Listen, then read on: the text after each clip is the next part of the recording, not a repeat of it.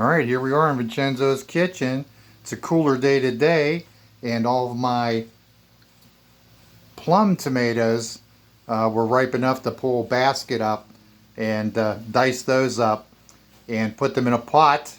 And we've cooked them down now, and we have speed blended those after cooking for an hour with my handy dandy Oster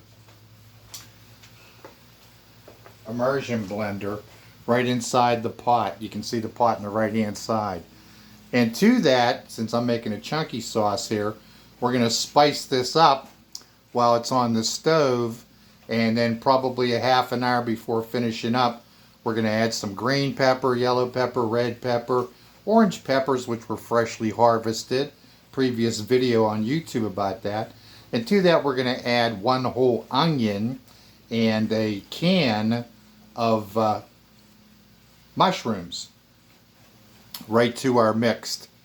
And for processing the spaghetti sauce, marinara sauce, pasta sauce, depending on what verbiage you use, I've also run my pint jars into the new dishwasher, as well as with fresh lids and fresh rings.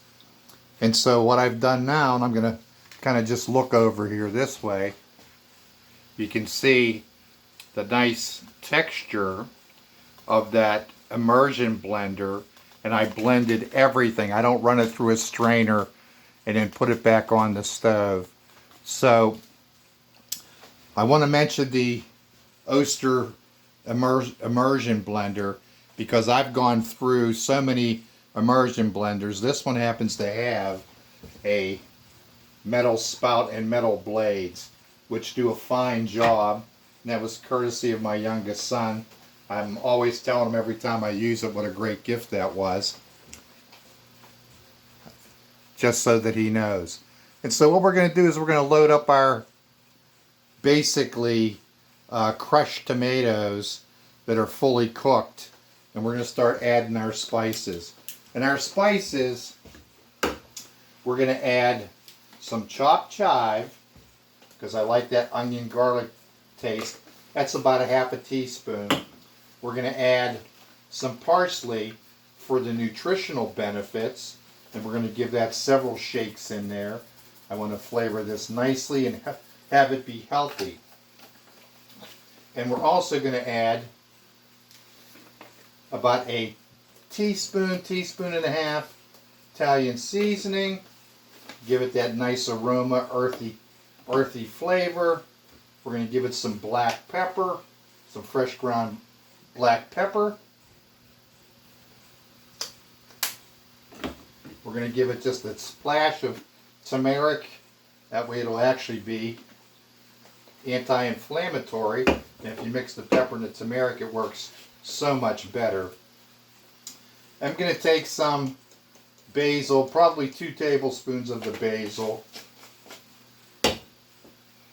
And since I didn't grow garlic, again, I'm taking this exact half of this little jar worth of garlic, and I'm putting that in there also. The whole half a jar. Love the garlic, one of my favorites. We're going to give this a stir. That's our seasonings. These were San Marzano, Romas, West Virginia number 23s, some Black Russians, some Fireball, and some beefsteak. But mostly plum tomatoes. They're meatier. You end up with a thicker sauce, which I'm stirring in, and you can already smell the burst of seasonings that's in there. I'm going to put a lid on that. Let that cook for, I don't know, 10-15 minutes. And then towards the end of my sauce, what I'm going to do is add my varying colored green peppers, which are fresh, a nice sweet white onion, and some mushrooms. And there you have it. We're going to put them up in pint jars, do a water bath on them for probably 40 minutes or so. I like to go over a little bit. Some people say 30. I'm going to say 40, 45. Put the lids on and make sure that you go around the rim with that wooden spoon before you put the lid and ring on it.